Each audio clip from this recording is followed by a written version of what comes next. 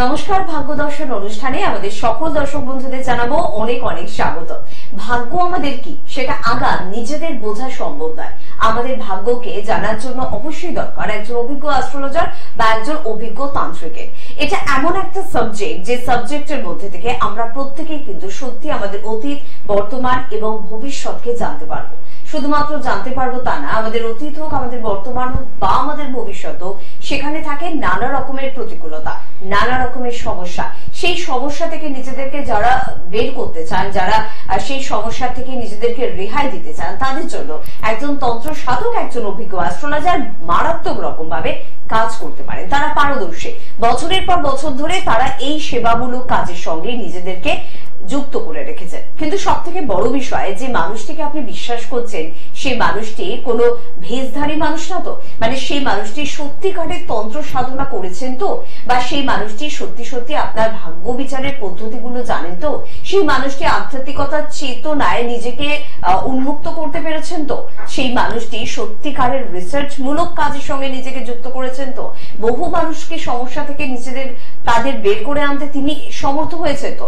এই প্রশ্নগুলো কিন্তু বারংবার আসে। তার পাশাপাশি আসে তন্ত্র বিষয়টা কি, বা তন্ত্রের সঠিক স্থান কি, তন্ত্রের মধ্যে থেকে আমরা আমাদের জীবনের কোন কোন সমস্যা থেকে সমাধান পেতে পারি।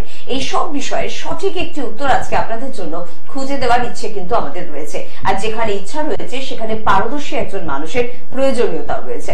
আজকে আমাদের সাথে উপস্থিত রয়েছেন ঠিক সেরকমই একজন পারদর্শী মানুষ, যিনি তন্ত্র সাধনার নিজেকে বিলীন করেছেন, যিনি বিষয়টা নিয়ে দীর্ঘদিন ধরে চর্চা করছেন, এবং বহু মানুষ, শুধুমাত্র আমাদের দেশের মানুষরা নয়, বিদেশে বা বিদেশিনীরাও কিন্তু তাকে বিশ্বাস করেন, তন্ত্র সাধনাকে বিশ্বাস করেন, এবং সত্যি ভারতের তন্ত্র যে কতটা শক্তিশালী সেটা তিনি কিন্তু তাদের সামনে বারবার তুলে ধরেছেন। তিনি অন্য কেউ নন, আমাদের সকলের খুব পরিচিত মুখ, চেনা মানুষ, কামাখ্যা সাধক রানা শাস্ত্রী। প্রথমেই তাকে জানাবো অনেক অনেক ধন্যবাদ এবং স্বাগত।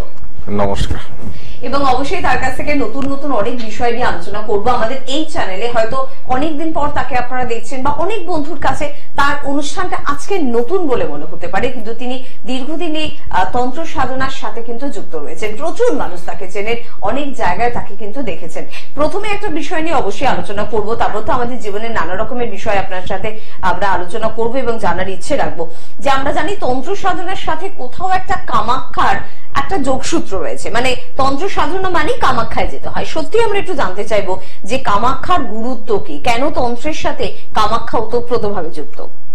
দেখো, প্রথমে বলি, আমাদের তন্ত্র জগতে আমাদের যে 51টা যে পীঠ আছে, মায়ের যে সতী পীঠ আছে, তার মধ্যে শ্রেষ্ঠ পীঠ হচ্ছে কামাখ্যা। এখানে মায়ের যোনি পড়েছিল, ঠিক আছে। এখানে দশমহাবিদ্যা বলা হয়। এখানে দেবী দুর্গা 10টা রূপকে এখানে বর্ণনা করা হয়েছে, ঠিক আছে। এখানে যেরকম কামাখ্যা আছে, ছিন্নমস্তা আছে, ধূমাবতী আছে, বগলা আছে, ঠিক আছে, ভৈরবী আছে, ভুবনেশ্বরী আছে। এইগুলোতে এক একটা স্টেজে এক একজন সাধনা করে, একদম, ঠিক আছে। তো আমি যেটা করি এখানে হচ্ছে আমি কামাখ্যার সাধনা করি, কেমন। তো এই কামাখ্যায় মানুষে যাচ্ছে, সাধনা করতেই যাচ্ছে পার্টিকুলারলি, ঠিক আছে। অনেকে আছে যে দেখবেন যে অম্বুবাচীর সময় এখানে প্রচন্ডভাবে ভিড় হয় অম্বুবাচী মেলাতে। এখানে ওই 4টে দিন যে মায়ের যখন ওই রজস্বলা চলে, তখন যত সাধকরা আছে, পৃথিবীর যত সাধকরা আছে, তারা সেখানে জপ সাধনা করতে এখানে আসেন, কেমন। তো এটাই হচ্ছে সাধকদের মেন উদ্দেশ্য এই টাইমটা। তো এখানে যে যারা সাধনা করছে তারা কিন্তু অনেক উচ্চ মার্গে যাচ্ছে, অবশ্যই, ঠিক আছে। এখানে বিভিন্ন রকমের সাধনা চলে, কেউ যে যার ইষ্টদেবী নিয়ে সাধনা করছে, আবার অনেক সাধকের আছে যে তারা তন্ত্র প্রেত নিয়ে সাধনা করছে। কিন্তু সবকিছু জায়গাতে গেলে কিন্তু ওই একটা এমন একটা সিদ্ধপীঠ যে এখানে না গেলে এটা হবে না। এই জন্য প্রতি বছর এই অম্বুবাচীর সময় তারা গিয়ে এখানে সাধনা করছে, বুঝতে পেরেছেন তো। এই হলো মেন উদ্দেশ্য কামাখ্যায় যাওয়া। আর সে কারণে বারংবার আপনার কামাখ্যায় ছুটে যাওয়া, বারংবার মানুষের বিভিন্ন সমস্যার সমাধানের জন্য কামাখ্যা স্থানটাকে নির্বাচন করা। এবং আমি একটা কথা নিশ্চয়ই জানতে চাইবো, এই যে বহু বছর ধরে আপনি তন্ত্র সাধনার সঙ্গে যুক্ত, বহু মানুষের জীবনে নানা রকমের সমস্যার সমাধান করেছেন, সত্যি কামাখ্যায় গিয়ে যাদের জন্য তন্ত্র ক্রিয়া করেছেন তারা জীবনে কতটা সফলতা পেয়েছে, কতটা জীবনের নিজেদের সমস্যা থেকে বের হয়ে আসতে পেরেছে? দেখুন, আমার কাছে যতজন লোক এসছে আজও পর্যন্ত, আমি বলবো না যে 100% তারা উপকার পেয়েছে, হয়তো 80% পেয়েছে, 20% লোক পায়নি। কারণ দেখুন, আমার কাছে তো বিভিন্ন রকম মানুষ আসছে, আমি কিন্তু তখন জাজমেন্ট করতে পারছি না সে সত্যি বলছে না মিথ্যে বলছে। ধরুন আপনার কোনো লোক এসছে আমার কাছে, এবার সে হয়তো কোনো একটা খারাপ কোনো কাজের সঙ্গে যুক্ত, সে আমাকে বলল যে দাদা আমি এইসব কাজগুলো আমি করিনি, আমাকে এরকম ফাঁসানো হচ্ছে, কিন্তু আসল দোষী কিন্তু উনি।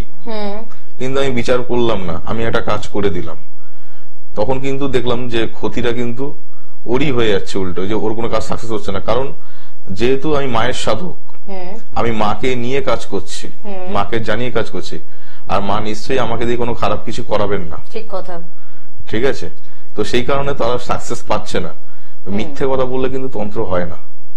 মানে কোথাও তন্ত্রের সঙ্গে সত্য বা সঠিক জিনিসের একটা কিন্তু যোগসূত্র রয়েছে।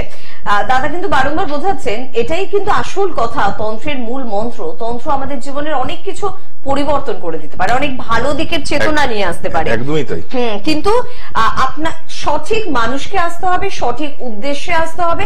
হ্যাঁ, তন্ত্রে অনেকে কাজ করে যে হয়তো ভুল কোনো উদ্দেশ্যে অনেকে করে থাকে, অনেক অসাধু মানুষের হয়েও কাজ করে থাকে, সেটাও অনেক রকম খারাপ কাজও তন্ত্রে হয়ে থাকে, এবং তার কারণে অনেক ক্ষেত্রে তন্ত্র নামটা শুনলে আমাদের ভীতি সন্ত্রস্ত আমরা নিজেরা হয়ে পড়ি। কিন্তু ভালো কাজও হয় তন্ত্রে। ভালো কাজ তো অবশ্যই হয়, ভালো কাজটাই হয় মূলত। ভালো কাজটা হয়, খারাপ কাজটাও হয়। খারাপ কাজটাও হয়, ভালো থেকে খারাপটা এখন বেশি হচ্ছে বর্তমানে। দেখবেন অনেকের বাড়িতে যারা বাড়ি করছে থাকছে, তারা আর কি 1 বছর 2 বছর খুব ভালো থাকছে, তারপরে দেখবেন বাড়ির মধ্যে না প্রচন্ড ভাবে নেগেটিভ এনার্জি প্রবেশ করছে, এবং তাদের মধ্যে আত্মীয় স্বজনদের মধ্যে কোনো ঝামেলা হচ্ছে, তারা তারাপীঠ অথবা কামাখ্যায় গিয়ে কোন তান্ত্রিককে দিয়ে এরকম প্রেত চালান করে দিচ্ছে, জিন চালান করছে। এসব করে বাড়ির মধ্যে তারা হঠাৎ করে বসে আছে, দেখতে পাচ্ছে সামনে কোনো ছায়া দাঁড়িয়ে আছে, কোনো ডিস্টার্ব হচ্ছে, ঘুমের ডিস্টার্ব হচ্ছে, খেতে পারছে না। তন্ত্রক্রিয়া এতটা শক্তি রয়েছে যে সত্যি একটা মানুষ একটা মানুষের ক্ষতি করতে পারে, তার জীবনে সমস্যা নিয়ে আসতে পারে। প্রচুর করেছে। কারণ আমি এর আগে যে বিভিন্ন চ্যানেলে পডকাস্ট আমি করেছিলাম, ওইখানে আমি দেখিয়েছিলাম আর কি কিভাবে জিন ছাড়ানো হচ্ছে। ঠিক আছে, তো সেইগুলো যারা দেখেছে তারা জানে। আর আমার যজ্ঞতে প্রচুর লোক আসে, 150-200 লোক। আমার বাড়িতে মন্দির আছে তারা মায়ের, আমার বাড়িতে প্রচুর লোক আসে এইসব দেখার জন্য। মানে আমরা অনবরত এসব কাজ করেই আসছি। আসলে মানুষের মৃত্যু হলে তার দেহটার মৃত্যু হয়, কিন্তু তার আত্মাটা তো রয়ে যায়। এবং ভালো আত্মা এবং মন্দ আত্মা, 2 রকমের আত্মাই কিন্তু আছে, এবং সেখান থেকেই বোধহয় ভালো আত্মা নিয়ে ভালো মানুষদের কাজ, এবং মন্দ আত্মা নিয়ে বা নেগেটিভিটি নিয়ে খারাপ মানুষরা কাজ করে। তো একজন তান্ত্রিক সে কি চাইছে তার উপরে বোধহয় তন্ত্র সাধনাটা নির্ভর করবে। আপনি যদি চান আমি ভালো কাজ করব, তাহলে আপনি মানুষের কল্যাণ করতে পারেন, আর যদি মনে করেন আমি খারাপ করব, খারাপটাও করা সম্ভব। আমি বলছি, দেখুন মানুষ কেউ সুইসাইড করে মরছে, কেউ অ্যাক্সিডেন্টও মরছে, আবার কেউ নর্মাল ন্যাচারাল ডেথ হচ্ছে। যারা ন্যাচারাল ডেথ হচ্ছে, মানে একটা মানুষের বয়স হয়ে গেছে, তার শরীর আর সে আত্মা নিতে পারছে না, তখন তার পুরনো শরীর ত্যাগ করে তার নতুন শরীর ধারণ করতে চায়। যেরকম আমরা পুরনো জামা ফেলে দিয়ে নতুন জামা যেরকম পরি শরীরে, ঠিক এটাও তাই।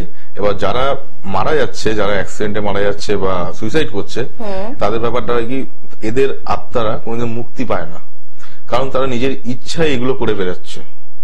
আর যারা অ্যাক্সিডেন্ট করছে, অ্যাক্সিডেন্টটা তো নিজের ইচ্ছা হয় না, অ্যাক্সিডেন্ট মানে অ্যাক্সিডেন্ট হয়ে যাওয়া। এইগুলোকে হচ্ছে কি, তার একটা যে পজিটিভ যে এনার্জি, যেটা, কারণ তার 17 বছর তো মৃত্যু ছিল না। একটা তো মানুষের মৃত্যু ন্যাচারালি যদি আমরা ধরি 120 বছর আয়ু থাকে একটা মানুষের, তো সেখান থেকে একটা মানুষের যদি 30 বছর বা 35 বছর অ্যাক্সিডেন্ট বা 15-20 বছর অ্যাক্সিডেন্টে মারা যায়, তার তো পজিটিভ যে এনার্জি, আত্মার তো একটা এনার্জি আছে, তো সেই এনার্জিটা তো সে রয়ে যাবে। ঠিক আছে, যতক্ষণ না সে ওই বয়সটা যেতে পারবে ততক্ষণ তো সে মুক্তি পাচ্ছে না। তারপরে তার কর্ম কি আর সে যেরকম বিচার, সেটা ঈশ্বর যেটা করা সেটা সে করবে। তো তখন কি করে এই তান্ত্রিকরা, এই আত্মাগুলোকে তাদের নিজেদের মতো করে কাজে লাগায়। আত্মারা চায় মুক্তি, যে সে আবার জন্ম নেবে, সে ঘুরছে, কষ্ট হচ্ছে, তার নিজের চোখের সামনে অনেক কিছুই দেখতে পাচ্ছে, কিন্তু সে তাকে ছুতে পারছে না, কিছু বলতে পারছে না। এই কষ্টগুলো সবসময় তাদের মধ্যে কুড়ে কুড়ে খাচ্ছে। একদম, মানে এভাবেই কিন্তু একজন তান্ত্রিক কিন্তু এই আত্মাকে কাজে লাগিয়ে উল্টো পাল্টা কাজ করছে। একটা বিষয় একটু জানতে পারবো, অনেকে বলে যে আমার মেয়ের বিয়ে কি বেঁধে রাখা হয়েছে, বা কেউ কি ইচ্ছে করে আমার ছেলের সাথে কোনো শত্রুতা করছে, ইচ্ছে করে কি তার ক্ষতি করছে, বা আমার সংসারে এত খারাপ কেন কিছু হচ্ছে, এর জন্য কি কেউ কিছু করেছে? মানে সত্যি কেউ কি কিছু করেছে? আপনার কথা শুনে আমি বিশ্বাস করতেই পারি যে সত্যি মানুষ যদি চায় কিছু করতে পারে, এবং মানুষ মানুষের এভাবে ক্ষতিও করতে পারে। হ্যাঁ, পারে পারে, একদমই সঠিক, করতে পারে। আবার কিছুটা দেখতে গেলে জ্যোতিষদের মতো যদি বলি, তো এখানে অনেক সময় আমাদের 7th হাউস দিয়ে ম্যারিড লাইফটা বিচার করি, ঠিক আছে, সেখানে যদি কোনো কারণে যদি কোনো অশুভ গ্রহ যদি বসে থাকে অশুভ ভাবে, তাহলে কিন্তু তার বিবাহিত জীবনে কিন্তু সমস্যা দেখা দেয়। আচ্ছা, ঠিক আছে, হতে চায় না, বাধা পড়ে, সম্বন্ধ আসলে কেটে যায়, এই সমস্যাগুলো কিন্তু হয়। আবার কিছু কিছু তার দেখছে সবই ভালো আছে কিন্তু অটোমেটিক কেটে যাচ্ছে, এটা আছে অনেকে যে প্রেম ভালোবাসা যারা করছে তার বয়ফ্রেন্ড হয়তো শত্রুতা করে কোনো তান্ত্রিকে দিয়ে সেই জিনিসটাকে কাটিয়ে যায়, তোর বিয়ে যাতে না হয়। কারণ এরকম ঘটনা আমার কাছে অনেক এসছে, আমি করিনি, কারণ আমি এগুলো পছন্দ করি না, আমি উল্টো পাল্টা কাজ করতে পছন্দ করি না। যারা ভালো মনে আমার কাছে আসবে আমি তাকেই উদ্ধার করব, আর নাহলে আমি তাদেরকে হাত জোর করে বলে দিই আমার কাছে আসবেন না। একজন অভিজ্ঞ তান্ত্রিক সর্বদা মানুষের ভালোটা করার চেষ্টা করবে, কিন্তু বলে না যে শত্রুর শত্রু আবার বন্ধু হয়। মানে কেউ যদি আমার ক্ষতি করে, আমি যদি এবার আপনার কাছে যাই যে আমার কেউ ক্ষতি করছে, আমাকে বাঁচান, তখন তো অবশ্যই সেটা আপনার দায়িত্বের মধ্যে পড়ে যে আমাকে রক্ষা করা। সেরকম কাজ তো নিশ্চয়ই আপনি করে থাকেন। হ্যাঁ, অবশ্যই করি। আমরা বিভিন্ন হোম যজ্ঞের মাধ্যম দিয়ে আমরা কবচ তৈরি করি, যেমন বগলামুখী কবচ, কালী কবচ, যার যেরকম যেটা সমস্যা, মৃত্যুঞ্জয় কবচ, মহামৃত্যুঞ্জয় কবচ, আমরা সমস্ত রকমই করি। আমরা যজ্ঞ পূর্ব মাস মধ্যে সমস্ত রকমই পুজো পাঠ থেকে আমরা মানুষকে বাঁচাই। একদম। আরেকটা বিষয় দেখবো, বর্তমান সমাজে আমরা যেহেতু এটা একটা আলোচনামূলক অনুষ্ঠান করছি, পরবর্তী অনুষ্ঠানে নিশ্চয়ই আমরা ফোন নেব আপনাদের সাথে, আপনাদের জীবনেরও বিভিন্ন কথা আলোচনা করব, সেটা পরবর্তী সময়। কিন্তু এই মুহূর্তে আমি একটু জানতে চাইছি শাস্ত্রীজির কাছ থেকে যে তন্ত্র বিষয়টা কি, একজন অভিজ্ঞ তান্ত্রিক আমাদের জন্য কি কি করতে পারে। বর্তমান সমাজ ব্যবস্থা আমরা দেখেছি যে পরকীয়া একটা বিষয় হয়ে দাঁড়িয়েছে, যে অন্য কারোর সাথে আমার হাজবেন্ডের রিলেশন বা আমার অন্য কারোর সাথে রিলেশনে আবদ্ধ হয়ে যাওয়া। কিন্তু যখন একটা পরিবার চাইছে না যে আমার বাড়ির ছেলেটি অন্য কোনো মহিলার প্রতি আসক্ত হোক, বা আমার বাড়ির বউটি অন্য কারোর প্রতি আসক্ত হোক, তখন স্বাভাবিক ছন্দে কি তাদেরকে আবার ফিরিয়ে আনা যায়? আগে সেই প্রেম ভালোবাসাকে কি আবার ফিরিয়ে আনা সম্ভব হয়? ফিরিয়ে আনা সম্ভব হয়, কিন্তু একটা কথা আছে যে একটা আয়নার মধ্যে যদি একবার দাগ লেগে যায়, হয়তো সেটাকে আমি জুড়তে পারি, কিন্তু সে দাগটা কিন্তু থেকেই যাবে, একটা চির তো থেকেই যাবে। কারণ তুমি চোখের সামনে যেটা দেখছো সেটা তো বাস্তব দেখছো, পরে বাস্তবটাকে যে তুমি মানিয়ে নিচ্ছ, এটা হচ্ছে তোমার কম্প্রোমাইজ। এটাকে তোমাকে মেনে নিয়ে তোমাকে সংসার করতে হবে, ঠিক আছে? এবার দেখুন, এখনকার যা মিডিয়ার যা যুগ চলে এসছে, ফেসবুক, টুইটার, বিভিন্ন রকম, ঠিক আছে, আর এখনকার দিনে কেউ কাউকে গুরুত্ব দেয় না অত। আজকেকার ডেটে যা চলছে সমাজের অবস্থা সেটা সবাই জানে, ঠিক আছে? তাই জন্য আজকে এগুলো বেশি বেড়ে গেছে, কারণ মানুষের চাহিদার শেষ নেই। চাহিদা মানুষকে আজকে এই পথে নামিয়ে দিয়েছে। একদম। তবে এই ধরনের সমস্যা হলে যদি মানুষ চায়, যেটা উনি বললেন যে সত্যি আয়না ভেঙে গেলে জোড়া তো লাগানো যাবে, একটা চির থেকে যায়, কিন্তু এই চিরটাকেও যদি আপনি গ্রহণ করে নিতে চান, যদি ভাবেন যে যা আমার হাজবেন্ড করে ফেলেছে তো ফেলেছে, চলো আমার ভালোবাসার মানুষটাকে আমি আবার ফিরে পেতে চাই, তখন একজন অভিজ্ঞ তান্ত্রিক সেই মানুষটির পাশে আছে, তাকে তার পুরনো ভালোবাসার মানুষটিকে ফিরে দিতে পারে। একদম। তো আপনারা যদি চান জীবনের এই ধরনের সমস্যা, ছেলে অবাধ্য হয়ে যাচ্ছে, ছেলে কুসঙ্গে মিশে যাচ্ছে, ছেলে অন্য এমন কোন মহিলার প্রতি আসক্ত হয়ে যাচ্ছে এই বয়সে যার সেটা করা উচিত নয়, আপনি ফিরিয়ে আনতে চাইছে, বা একটা এমন কিছু শত্রু আপনার জীবনকে ছাড়খাড় করে যেতে চাইছে যে সত্যি আপনি বাধ্য হচ্ছেন সেই শত্রুতাকে ধ্বংস করার ক্ষেত্রে, তো সেখানে কিন্তু অবশ্যই এই ধরনের অভিজ্ঞ তান্ত্রিকরা রয়েছেন, যারা আপনি যখন সমস্যায় পড়বেন তখন আপনার পাশে কিন্তু রয়েছে। ফোন নাম্বার নোট করবেন 8910283747, এই নাম্বারে আপনারা ফোন করতে পারেন, বা ফোন করতে পারেন 9339021924 এই নাম্বারে। অবশ্যই এই দুটি নাম্বারে ফোন করলে যাদের তন্ত্র নিয়ে জানার আগ্রহ রয়েছে, বা একজন অভিজ্ঞ তান্ত্রিকের সহযোগিতায় নিজেদের জীবনের সমস্যা থেকে নিজেদেরকে বের করে আনতে চান, কামাখ্যা সিদ্ধহস্ত পারদর্শী কোনো তান্ত্রিকের যদি সন্ধান চান, তাহলে কিন্তু অবশ্যই রানা শাস্ত্রীর সঙ্গে আপনারা কিন্তু যোগাযোগ করতেই পারেন। খড়দা, উত্তরপাড়া এবং বাগুইআটিতে ওনার কিন্তু চেম্বার রয়েছে। বিস্তারিত জানতে হলে স্ক্রিনে দেওয়া নাম্বারে কিন্তু অবশ্যই আপনাদের ফোন করতে হবে। আমরা তন্ত্রের বিষয়টা নিয়ে আলোচনা করছি, তবে আরেকটা বিষয় একটুখানি জানতে যাব, এই যে তন্ত্রের সাথে মন্ত্র, এই কথাটা ওতপ্রোত ভাবে যুক্ত, তন্ত্র বা মন্ত্র সবসময় কি ভালো নাকি কখনো কখনো খারাপ হয়? আমরা হয়তো বিষয়টা নিয়ে আলোচনা করলাম, আর একটু ভাবে জানতে চাইবো বা সত্যি এটা আমাদের জীবনে কতটা উপকার দেয় বা কতটা অপকার দেয়, আরেকবার যদি একটু সংক্ষেপে বুঝিয়ে দেন। প্রথমে বলি, তন্ত্রটা হচ্ছে গুরুমুখী বিদ্যা। ঠিক আছে, যার গুরু যেরকম করে শেখাবে তার শিক্ষাটাও সেরকম ভাবেই হবে। একদম ঠিক আছে। এবার আমাকে জানতে হবে তার গুরুর পারদর্শিতা কেমন। অবশ্যই। ঠিক আছে, কারণ এখন তো প্রচুর টাকা দিয়ে গুরু পাওয়া যাচ্ছে। ঠিক আছে, সঠিক গুরু পেতে গেলে মানুষের পায়ের তলা হয়ে যাচ্ছে। ঠিক আছে, আবার এখন কিছু ইউটিউবে বেরিয়ে গেছে যে এই মন্ত্র পাঠ করলে এই হবে, এই মন্ত্র পাঠ করলে ওইটা হবে। আদৌ পর্যন্ত কিছুই হয় না, উল্টে আরো ক্ষতি হচ্ছে।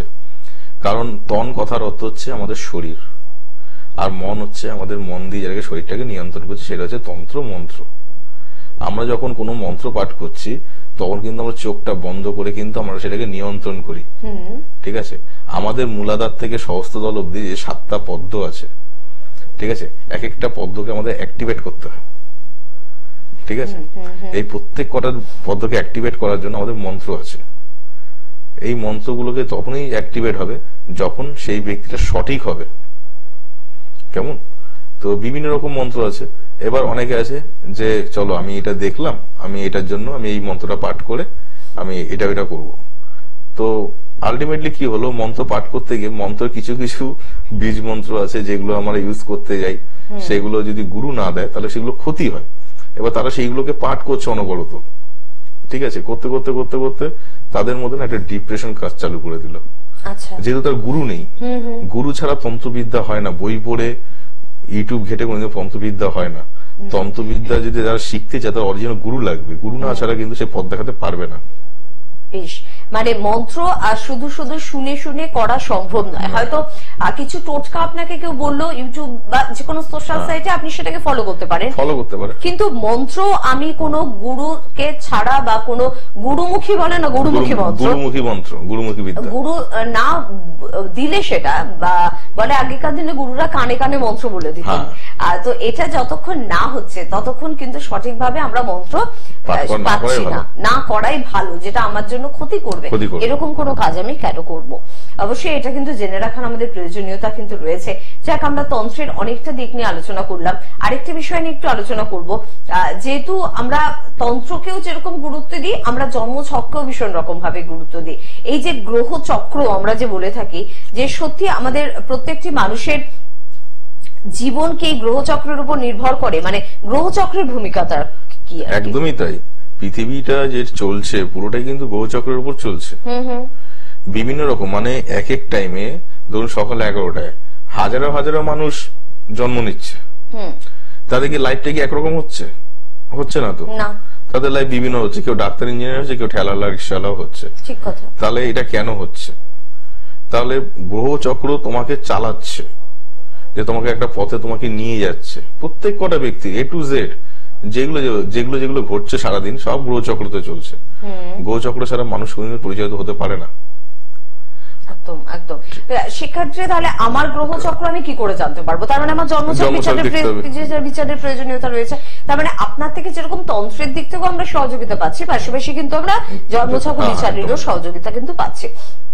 একটা মানুষ যদি তার জন্মছক বিচার করতে আসে, সেখান থেকে কি বোঝা যায় যে কেউ তার শত্রুতা করবে কিনা, কেউ তার ক্ষতি করবে কিনা? অবশ্যই বোঝা যায়, অবশ্যই বোঝা যায়। কারণ আমরা শত্রুতার বিচার করে হচ্ছে 6th হাউস দিয়ে। আমরা লগ্ন থেকে 6th হাউস দিয়ে আমরা বিচার করি তার শত্রু। তার শত্রু কি গোপনে তাকে ক্ষতি করবে, না ওপেনলি ক্ষতি করবে, বা না নিজে থেকে তুমি শত্রুদের সঙ্গে জড়িয়ে যাবে শত্রুতা করার জন্য। ঠিক আছে, এইগুলোকে আমরা বিচার করি। তখন আমরা শত্রু ঘাটের জন্য আমরা তখন পুজো করেছি বগলা মা। আচ্ছা, শত্রু দেবী হচ্ছে মা বগলা। তখন আমরা তাকে বগলার হোমযজ্ঞ করে বগলামুখী কবচ দিই, যাতে তাকে ক্ষতি করতে না পারে। তাকে এইভাবে আমরা গার্ড দিয়ে আমরা বাঁচাই। একদম। জন্মছক এবং আমাদের তন্ত্রক্রিয়া, এই দুই মানে অবলম্বন আপনার জীবনে, যেমন একটা বাড়ি তৈরি করতে গেলে 4টে পিলারের প্রয়োজন, এবং আপনার জীবনকে সঠিকভাবে পরিচালনা করার জন্য কিন্তু যেমন জন্মছকের প্রয়োজনীয়তা রয়েছে, সেরকম একজন অভিজ্ঞ তান্ত্রিকের প্রয়োজনীয়তা রয়েছে। এই দুটো বিষয় কিন্তু রানা শাস্ত্রের মধ্যে আপনি কিন্তু পেয়ে যাচ্ছেন। যদি মনে করেন যে সত্যিকারের জন্মছক বিচার এবং তন্ত্র সাধনার মধ্যে থেকে জীবনের সমস্যাগুলোকে আমি একেবারে রিকভার করে ফেলবো, তাহলে কিন্তু যোগাযোগ অবশ্যই করতে হবে। এবং তার পাশাপাশি আরেকটু জানতে চাইবো যে এই যে গ্রহচক্র বিবাহের ক্ষেত্রেও অনেকে বলে যে আমার মেয়ের কেন বিয়ে হচ্ছে না, মানে বলে না অতি বড় সুন্দরী না পাইলো বর, তো আবার অতি বড় ঘরণী না পাইলো ঘর। তো কারণটা কি? সে দেখতে সুন্দরী, সে রূপবতী, সে গুণবতী, তারপরেও তার বিয়ে হচ্ছে না। তখনই মায়ের সন্দেহ হয় কেউ কি আমার মেয়ের বিয়েটাকে আটকে রেখেছে। তখন আপনি বললেন যে জন্মছক বিচারেরও প্রয়োজনীয়তা রয়েছে। কিভাবে বুঝতে পারেন যে জন্মছকের থেকে যে সত্যি তার মেয়ের বিয়েটা না হওয়ার কারণটা কি? দেখো, অনেক সময় মাঙ্গলিক থাকে, ঠিক আছে, লগ্ন, চতুর্থ, সপ্তম, অষ্টম, দ্বাদশ এই ঘরে মঙ্গল বসে থাকলে তাকে মাঙ্গলিক বলা হয়, ঠিক আছে। তো আমরা যখন কোনো মেয়েদের যখন জন্মছক বিচার করি, আমরা আগে দেখবো আমাদের মেয়েদের 4th হাউসটা, 7th হাউসটা এবং 9 হাউসটা, ঠিক আছে, এবং 11 হাউস, ঠিক আছে। যারা অ্যাডভান্স লেভেলে জ্যোতিষী যারা করছে তারা কিন্তু এই জন্মছকগুলো দেখবে আগে, ঠিক আছে। এবার অনেক সময় ক্ষেত্রে দেখা যায় যে এই 7ম হাউসে যখন কোন, আমি এর আগেও বললাম যে কোনো খারাপ গ্রহ যদি এখানে বসে থাকে বা অশুভ মাঙ্গলিক থাকে, তাদের কিন্তু বিয়েতে বাধা হয়। আচ্ছা, এটা গেল আমার জ্যোতিষ চ্যাপ্টার। এবার যদি আমি তন্ত্রের চ্যাপ্টারে আসি, তাহলে তোমার পূর্বজন্ম দেখতে হবে। কারণ তুমি এই জন্মে যেই কাজগুলো করছো, ধরো তুমি এই জন্মে তুমি 40 জনকে ঠকিয়েছো, পরের জন্মে যে তোমার সেই জায়গাটাকে তোমাকে আটকে দিয়েছে ঈশ্বর, যে তুমি ভুল কাজ করেছো, যাও আবার পৃথিবীতে যাও, গিয়ে আবার রিকভারি করে তারপরে তুমি আসো। পূর্বজন্মের কর্মফল আমাদের ভোগ করতে হবে, একদম। কারণ কথায় আছে পাপ বাপকেও ছাড়ে না, একদমই, ঠিক আছে। অবশ্যই। তো যদি আমার পূর্বজন্মের কর্মফল মন্দ থাকে, তাহলে এক তো আমার জন্মছক থেকে আমি সেটা বুঝতে পারবো। এবং একজন অভিজ্ঞ তান্ত্রিক হিসেবে আপনার কি পরামর্শ থাকবে? তন্ত্রক্রিয়ার মধ্যে দিয়েও কি আমরা পূর্বজন্মের কর্মফলকে এ জন্মে কাটাতে পারি? হ্যাঁ, অবশ্যই পারি, কারণ ঈশ্বর আমাদের সব দিয়েছে। আমি কিভাবে ব্যবহার করব সেটা আমার উপর ডিপেন্ড করবে। আজকে আমাদের হাত পা দিয়েছে, আমাদের ব্রেন দিয়েছে, আমাদেরকে বোঝার ক্ষমতা দিয়েছে। আমাকে যদি আজকে বলো যাও এই কাজটা করে এসো, আমি বিচার করবো আগে যে হ্যাঁ সত্যি করবো কি করবো না। কারণ আমি যেটা করছি, একটা মানুষকে খুন করলেও কিন্তু আমি নিজের থেকে খুন করছি। আমি তাকে যদি ভাবি যে না এটা আমার পাপ হবে, ও কোনো অন্যায় করেনি, কোনো দোষ করেনি, আমি কেন এই কাজটা করতে যাব? এইটা হচ্ছে নিজেকে রিকভারি করা, যে না আমি করব না, ঠিক আছে। কিন্তু কিছু কিছু ক্ষেত্রে তা দেখা যায় জন্মকুণ্ডলিতে গ্রহচক্র এতটাই তাদের ডিস্টার্ব থাকে যে তারা এইভাবে করতে শুরু করে দেয়, মানে জীবনটাকে বাজে পথে নিয়ে চলে যায়। কিন্তু কন্ট্রোল করতে গেলে নিজেকেই কন্ট্রোল করতে হবে। আমি জানি আমাকে কেউ কোনো তান্ত্রিক বলে দিল বা কোনো জ্যোতিষী বলে দিল যে তোমার ফাড়া আছে, তুমি এখানে যাবে না, ঠিক আছে, তুমি মানবে কি মানবে না সেটা তোমার ব্যক্তিগত ব্যাপার। একদম একদম একদম সচেতন তো সে করে দিল, সচেতন সে করে দিল, তোমাকে সে বলে দিল, ঠিক আছে। এবার অনেকে বলে যে কারো কপালে যে মৃত্যু আছে সেটা হবেই। হ্যাঁ, মৃত্যু যেটা ঈশ্বর যেটা লিখে দিয়েছে যে তোমার আয়ু চাল এত অব্দি আছে, তোমার সেটাই থাকবে। কিন্তু কিন্তু কিছু কিছু ক্ষেত্রে তুমি যদি কিছু ভালো কাজ করো, ঈশ্বর কিন্তু তোমাকে সেই জায়গাটাও তো নিল না, সেখানে তোমাকে ফিরিয়ে দিল যে না। অনেক সময় আবার থাকে আমাদের অ্যাক্সিডেন্টের যোগ থাকে, বড় বড় দুর্ঘটনা হওয়ার সম্ভাবনা থাকে। সেখানে একজন অভিজ্ঞ তান্ত্রিক বা অ্যাস্ট্রোলজার আপনাকে আগাম সতর্ক করতে পারে এবং হয়তো অ্যাক্সিডেন্টটা হলো কিন্তু এতটাই সামান্য হলো, পা ভেঙে যাওয়ার কথা ছিল, বাদ হয়ে যাওয়ার কথা ছিল, সেখানে পাটা ছড়ে গেল অল্পের মধ্যে। প্রতিকারটা করে দিল, প্রতিকারটা এতটাই পাওয়ারফুল হয়। প্রতিকারও ঈশ্বরের দেওয়া, কিন্তু প্রতিকারও মানে যেমন ডক্টরকে ভগবানই ওষুধ দিয়ে পাঠিয়েছে, চলো তুমি সেবামূলক কাজ করো, একজন অভিজ্ঞ তান্ত্রিককে এই পাওয়ারটা ঈশ্বরই দিয়ে পাঠিয়েছে, চলো তুমি মানুষের জন্য কিছু করো। মানুষ আগের জন্মে ভুল করেছে, এই জন্মে ভুল করছে, ভুল তো মানুষই করবে, কিন্তু মানুষ যদি শোধরাতে চায় নিজেকে, তাহলে একজন অভিজ্ঞ তান্ত্রিক তার পাশে একজন অভিজ্ঞ বন্ধুর মতন কিন্তু রয়েছে, যে বন্ধু সর্বদা তাকে ভালো পথ দেখাবে এবং তার জন্য আপ্রাণ চেষ্টা করবে যে কিভাবে সমস্যা থেকে আমাকে আপনাকে বের করে আনা সম্ভব হয়। অনেক সময় আমাদের হাতে সময় ভীষণ কম, কিন্তু কালসর্পদোষ, মাঙ্গলিক বিভিন্ন রকমের গ্রহদোষ খণ্ডনের প্রয়োজনীয়তা থাকে, সেগুলো তো করে থাকেন আপনারা? হ্যাঁ, অবশ্যই করি। নবগ্রহ পুজো করি আমরা, 9টা গ্রহের শান্তি সত্তার কাজ করে থাকি, ঠিক আছে। আবার যারা আমি যাদেরকে দীক্ষা দিয়েছি তাদেরকে আমি গুরু মন্ত্র, মায়ের মন্ত্র, আমি কামাখ্যা মায়ের দীক্ষা দিই, ঠিক আছে। তাদেরকে আমি বলি যে এই মন্ত্রগুলো পাঠ কর, এগুলো করতে করতে করতে করতে তোদের যে খারাপ যে জিনিসগুলো আছে এগুলো কেটে চলে যাবে, এগুলো কোনোই কাজে লাগবে না। কারণ ঈশ্বরের উপর পৃথিবীতে কিছু আর নেই, এটা আমি বিশ্বাস করি। অবশ্যই। মানে সঠিক মন্ত্র যদি আপনি চান তাহলেও কিন্তু অবশ্যই যোগাযোগ করতে পারেন রানা শাস্ত্রীর সঙ্গে, তবে তার জন্য কিন্তু অবশ্যই দীক্ষা গ্রহণের বোধহয় একটা প্রয়োজনীয়তা থাকে। অবশ্যই আমি দীক্ষা দিয়ে থাকি, আমি যার কারণে কোনো কারো কাছে 1 পয়সাও নিই না। বাহ, এটা খুব ভালো কাজ। সত্যি একজন অভিজ্ঞ তান্ত্রিক বা শাস্ত্রীজিও কিন্তু সব থেকে বড় সেবামূলক কাজে কিন্তু যুক্ত থাকে। যদি আজকে হাতে সময় একদম নেই, পরবর্তী অনুষ্ঠানগুলোর দিকে নজর রাখুন, এই ধরনের বিভিন্ন বিষয় নিয়ে কিন্তু আমরা আলোচনা করব। ধন্যবাদ জানাবো অবশ্যই আপনাদের, ধন্যবাদ জানাবো শাস্ত্রীজিকে। প্রত্যেকে ভালো থাকবেন, নমস্কার।